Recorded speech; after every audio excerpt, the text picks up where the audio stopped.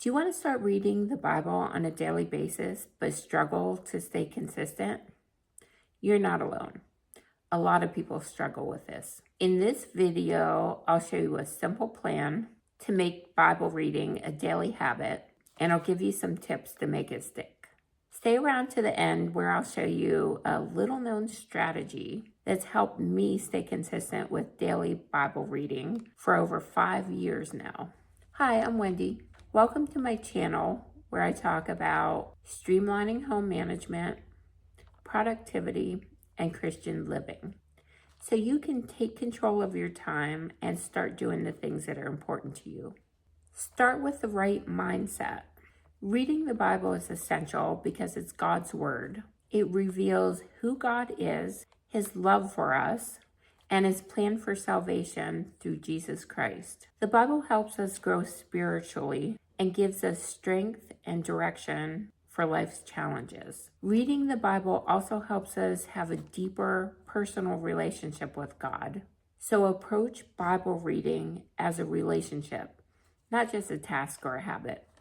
Find the best place and time. You want to have a dedicated, distraction-free place where you can do your Bible reading. And you probably want to make this place comfortable. Pick a time that works best for you. You might want to ask yourself these questions. When are you the most alert and can concentrate the most? Are you a morning person or a night owl? When are you less likely to be disturbed? Some good times for Bible reading are early in the morning, during a lunch break, and at bedtime. A lot of people like to start the day reading God's word and spending quiet time with him. If you have kids, maybe it's important to you to model daily Bible reading with your child. In that case, you'll need to find a time and a place where you can sit with your child and read the Bible together, or just in a place where they can see you reading the Bible. Whatever time and place you choose, you can always change it later if it's not working for you. Decide what Bible to use. There are different ways of interacting with the Bible. You can read it the traditional way by picking up a physical copy of the Bible, or you can read it on a Bible app or a website using your phone or other device. If you struggle with sitting down to read the Bible, or you just prefer listening to the Bible, try listening to it on an audio Bible app or website, or you can even try a Bible CD. I think it's really important to own at least one physical copy of the Bible, even if you prefer listening to it or you prefer reading it on your phone. There's just something about having one that you can touch and hold and read for yourself. Sometimes the internet could be down or you're away from home and it's just not available. In those cases, you don't want to be stuck with not having another option and not being able to read the Bible that day. And with a physical copy, you're able to write in it. You can underline, take notes, journal, mark it up any way you want. If you're getting a new Bible, I recommend that you don't buy it just yet. Wait until you decide which Bible translation you prefer. There's a lot of different Bible translations. There's different translations because they serve different needs. You can check out different translations online. Try using the YouVersion app or Bible Gateway app to help you decide. Some popular translations are King James Version, New King James Version, English Standard Version, New American Standard Bible, New International Version, Christian Standard Bible, and New Living Translation. Where to start reading? There's a few places that are good to start. I'm going to suggest 2 of them. Any of the Gospels, which include the books of Matthew, Mark, Luke, and John. A lot of people say to start with one of those books. In the Gospels, they talk about the life of Jesus. You'll get to know Jesus, which is really important. Another option is Genesis. It's the beginning of the Bible and the beginning of really everything. It explains creation, sin, and God's promises. When I started reading the Bible, I started here and then I read until the end.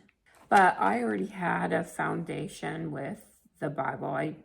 Even though I've never read it straight through, I've only ever read a few verses at a time. But I was already familiar with the Bible at this point, even though I never read the whole thing or ever read big chunks of it. How much to read at a time? Here are 2 ways to do this. You could read by time. You could start off by reading 15 minutes at a time and then increase it later if you want. You could read by chapter. You could read a certain amount of chapters per day. I started off by reading 3 chapters each day. Well, listening to 3 chapters each day. There are 1,189 chapters in the Bible. So if you read 3 chapters a day, you could finish the whole Bible in just a little over 13 months. Pray before you begin. Before you even open your Bible, ask God for guidance as you read and study His Word. Pray for understanding and ways to apply what you read to your life.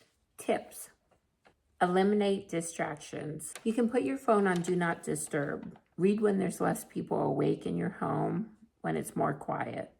Have accountability. Have an accountability partner. Tell someone you know that you're trying to read the Bible every day. Have this person check in with you periodically to make sure you're doing what you say you're going to do. You can even tell this person what you're reading and share whatever you want to share with them about the Bible and what you've learned. Have a reading partner. I think this is a step above the accountability partner. You're held accountable by this person that you're reading with because you're doing it together. Join a Bible study. That way you know you're going to have to read a certain passage of the Bible or certain chapters of the Bible before you go to your Bible study. And just knowing that will make you do it.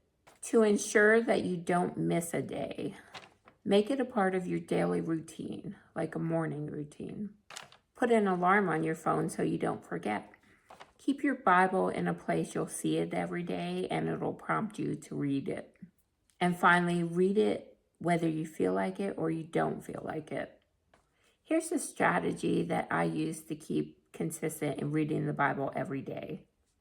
It's called No Bible, No Breakfast vow. This is a strategy I picked up years ago after picking up a book that was in a giveaway pile at a place where I worked. I'm so glad I did that. The book is called How to Study the Bible for Yourself by Tim LaHaye. Tim LaHaye learned this from a missionary that was known for his spiritual discipline. The idea is really simple. It's just commit to reading the Bible before eating breakfast every day. If something comes up that prevents you from reading the Bible that day, then just skip breakfast. LaHaye has shared this vow with hundreds of people. Many have made it and kept it for years. It's been working for me for over 5 years now. I think there are 2 reasons why this works so well. Reason 1, this vow is a form of habit stacking. It's tying the new habit of Bible reading to an already existing daily habit of eating breakfast. And since I look forward to eating breakfast every morning, I make sure that I don't skip reading the Bible. Reason 2, people who make this vow are committed to keeping it. Ecclesiastes 5:5, New International Version says, "It is better not to make a vow than to make one and not fulfill it." LaHaye says in his book that he ordinarily doesn't challenge people to make vows to God, but in this case he does, because Bible reading consistency is so important. And this vow is so effective at maintaining this consistency. When I first heard about this vow, I waited a couple of weeks before I actually made it because I wasn't ready to make that commitment at the time. Here are some things to keep in mind before making this vow. 1, make sure you are willing to make the commitment. You have to take it seriously. 2, if you have any health conditions, make sure you check with your doctor before making this vow, since there is potential that you could skip breakfast. Also, breakfast has to be important to you in order for this to work. If you like this video, please like and subscribe. Thanks for dropping by. See you next time.